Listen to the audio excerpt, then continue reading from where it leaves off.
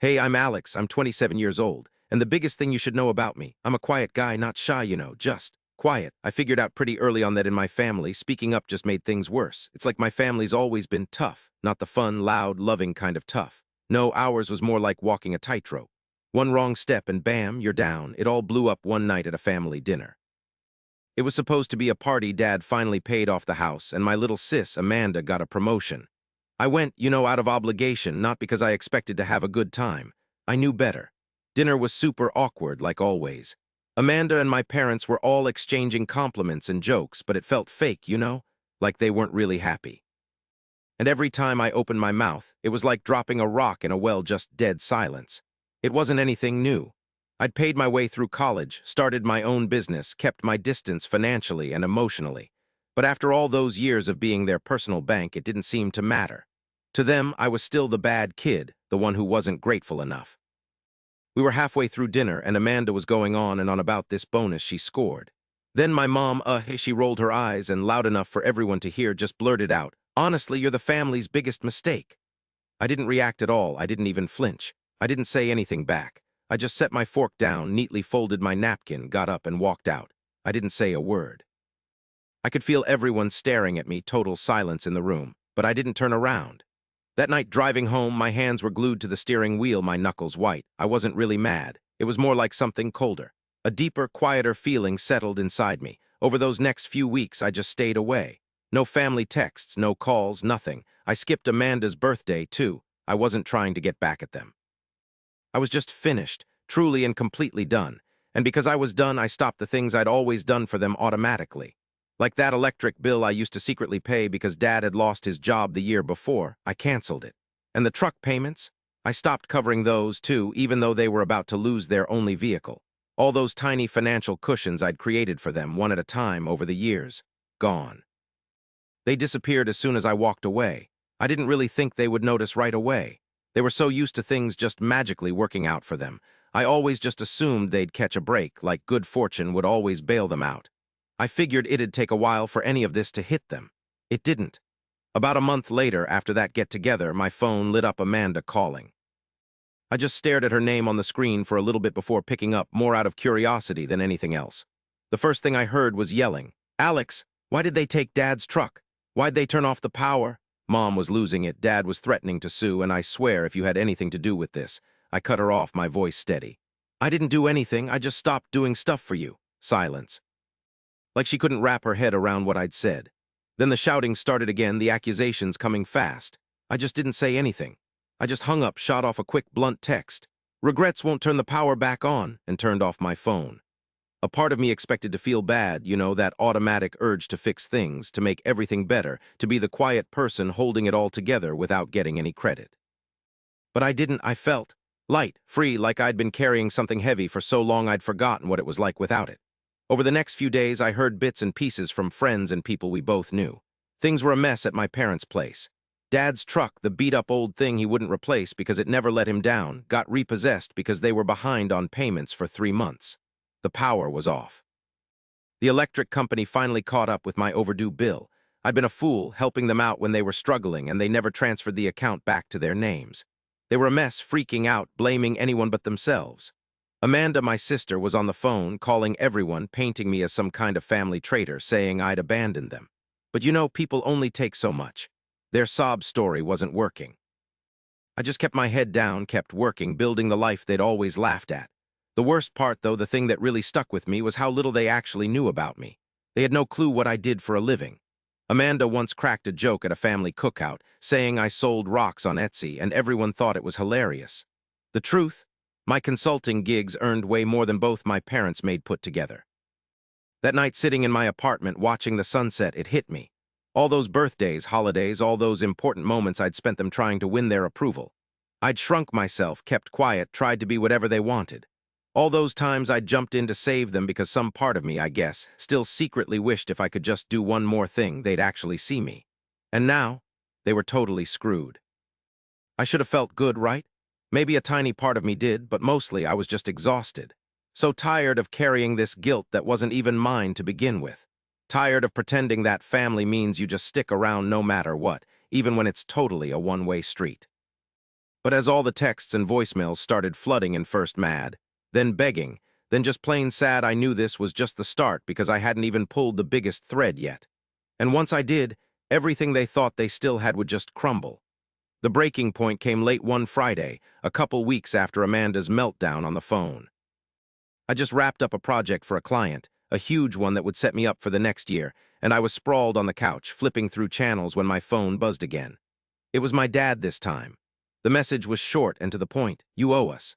You wouldn't be where you are without everything we gave up."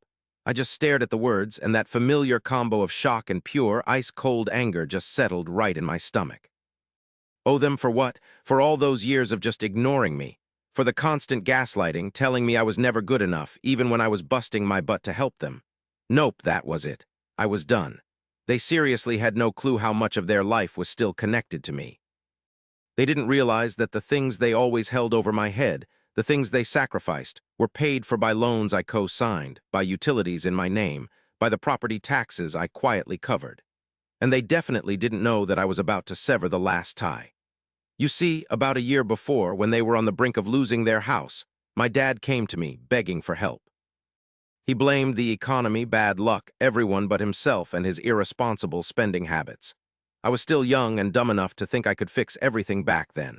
So I said yes, but only if they agreed to one thing, that the house title would be partly signed over to me just to make sure they took some responsibility. He agreed. He didn't give a crap about the details. He just needed money quick. I spent the next month getting them out of trouble, setting up payment plans and dealing with their debts. They didn't thank me. They barely even acknowledged it. Once the immediate problem was over, they went right back to acting like I was just a burden they had to put up with. But legally, that house wasn't just theirs anymore. It was mine, too. So that night, as my dad's message sat on my screen, I took the paperwork out of the safe in my closet. I went over it carefully, my heart racing, not from fear, but from this crazy, excited feeling. The documents were totally solid. My lawyer had made sure of that after the first time my dad tried to weasel out of a verbal agreement.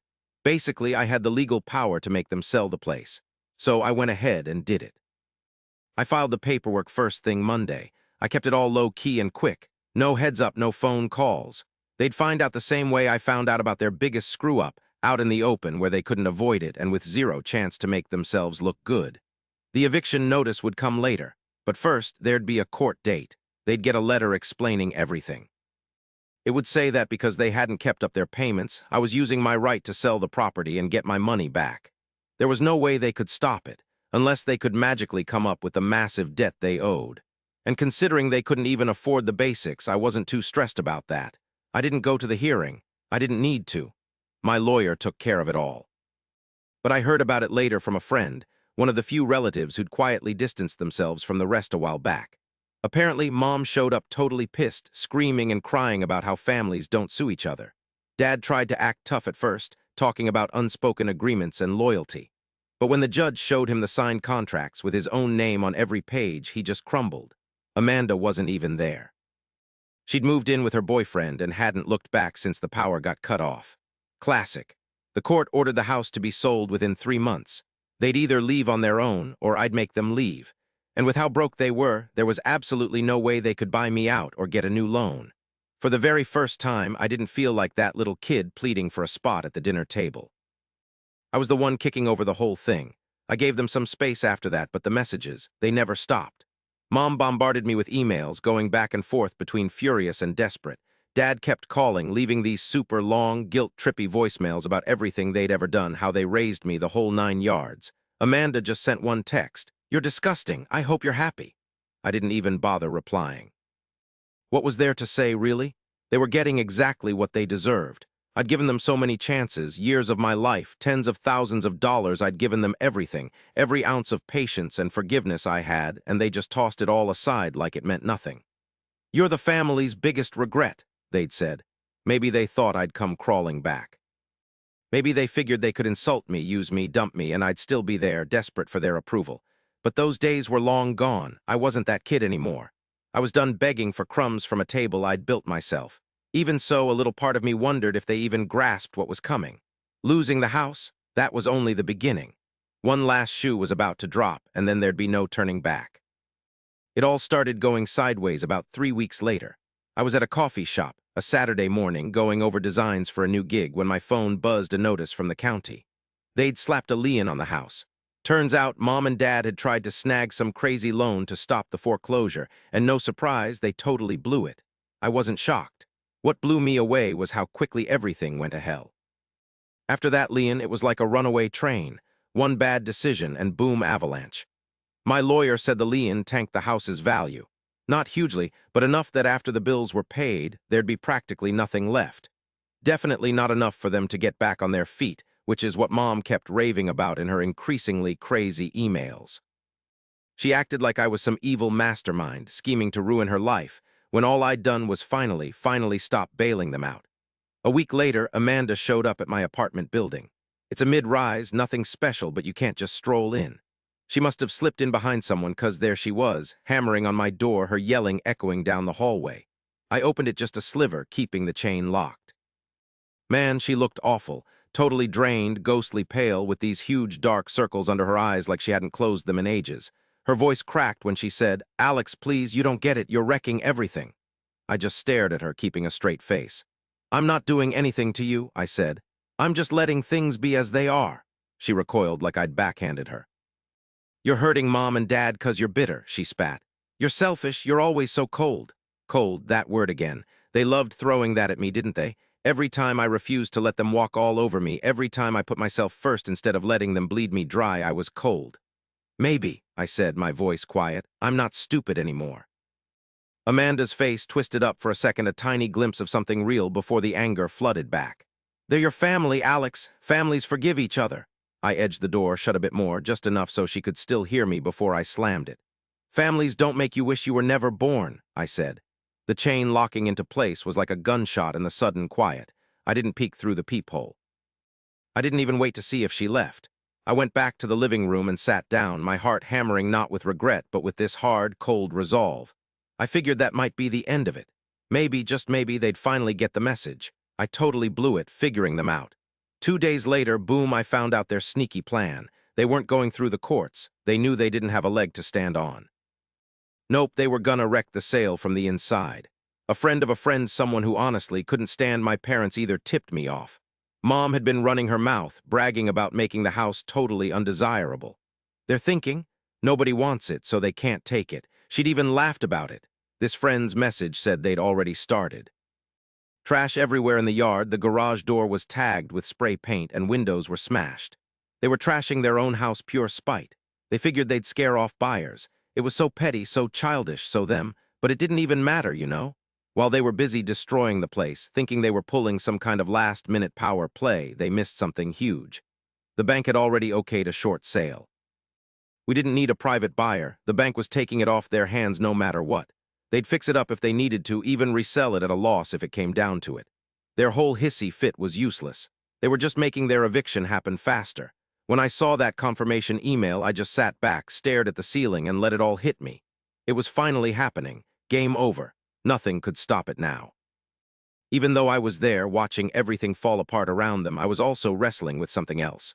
Something I hadn't even faced yet. It was going to be worse than losing the house, worse than the car, the credit, their whole safety net. They thought they were barely hanging on. They had no idea the real battle hadn't even begun, because hidden in my desk drawer inside a file was one last thing. A paper Dad had signed 5 years back when he was scrambling for money to save his failing business. It named me as a lien holder, not just on the house, but on the business itself. And once I filed that, well, they wouldn't just be losing their home. They'd lose everything. I was at my desk that night, city lights shimmering outside my window, the file open in front of me. My hands were over the paperwork, not because I had any doubts, but because I was finally letting myself feel what I was about to do. It would be the final nail in the coffin. No more lifelines, no more chances. Dad's construction company, Warren Family Builders, had been a mess for years. He'd blamed the economy, cheap labor, bad luck, everything he could think of. What he didn't say, what he couldn't own up to, was that he was terrible at running the place. He skipped out on taxes. He screwed over his suppliers. He'd grab any job, no matter what, because he couldn't swallow his pride and admit he wasn't the right guy. 5 years ago, he totally freaked out and came to me, practically pleading. He said he just needed a little cash, just enough to tide him over until a big project landed. I wasn't so sure even then, but I went against my gut feeling, and I guess I was just hoping, wishing things would magically change. I gave in. The agreement was straightforward. I'd give him the money, and if he couldn't pay me back, I'd have a claim on his company. If he didn't make good, I could legally take everything, the business stuff, the tools, the trucks, even the name. Well, Dad never paid me back. He never even tried. And honestly, I think I always knew it would end this way, so I sat there, pen in hand, trying to stay strong. I signed the papers. The very next day, I had my lawyer take care of everything. It didn't take long. Within 2 weeks, Dad got the news. They were taking the business. Everything was getting auctioned off. The jobs he had, the few he had left, were gone. His license was going to be pulled, depending on how he handled the debt. The day the notice came, he showed up at my place. I watched him through the little hole in the door, pounding on it, his face all red, fists balled up, a total mess, but still trying to act like he had some control over me. I didn't open up. He stood there for ages, yelling. At first, it was all anger. "You absolute jerk. After everything we did for you." And then the begging started. "Alex, please, we're family. We can work this out." Eventually, it was just sad, desperate begging. "Please, son, I'm begging you." We're sunk without the business. I leaned against the wall, arms folded, just listening. There was a point where that would have totally destroyed me. I would have bolted to the door, apologizing and offering cash I couldn't spare just to keep the peace. But not anymore. I had given them everything. My time, my money, my love, and my loyalty. All I ever got back was heartache. After about 20 minutes, he left. I watched from the window as he shuffled back to his beat-up old car, the one Amanda bought him after the truck got repossessed, and drove off, the taillight swinging like it was about to fall off. It should have felt awesome, like some big win. Instead, it was just quiet. Not empty, not hollow, just peaceful. The house sold a month later. They had to move with pretty much nothing but some old furniture and a huge pile of debt they couldn't pay. Mom tried to crash with Amanda, but that was short-lived. Amanda's boyfriend booted them out after 2 weeks of Mom moaning and blaming everyone else for their problems. I heard they were going from cheap motel to cheap motel for a while. Dad tried to find work, but his name was mud around town. After my business went belly up in a total public disaster, nobody would touch me with a 10-foot pole. We ended up in a crummy one-bedroom apartment in a really rough part of town. And Amanda, she just vanished. Months later, I got this huge email from her. It was sort of an apology, but mostly a bunch of anger. She said she couldn't handle us anymore, that it was somehow my fault everything fell apart, but then just this one raw, unguarded line where she admitted she was jealous that I got away. I never wrote back. Some things just don't need a final goodbye. I did okay. My business took off. I got a little condo downtown. Nothing fancy, but it was mine. I made new friends, people who liked me for me, not what they could get from me. For the first time ever, I enjoyed my birthday without waiting for the other shoe to drop. Sometimes, when the city is quiet and the streets are dark, I think about them. I think about Mom, how she used to mess up my hair when I was little, before her disappointment just settled into everything. And Dad, how he used to laugh before life made him so bitter. And Amanda, my sister, the one I loved, even when she was mean, even when she let me take the blame. I wonder if they think about me. But I don't miss them, not really.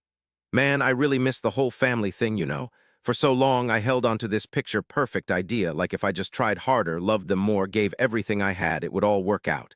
It didn't, and honestly, that's all right. Sometimes the most loving thing you can do for yourself is to just walk away and not look back. The last thing my mom ever sent me was on Christmas Eve, half a year after everything went south. Just 2 words, "We're sorry." No explanation, no apologies, no promises, too little, way too late. I wiped it out before I even finished reading it. Some things you just can't fix, right? And some things, well, they're better off staying buried.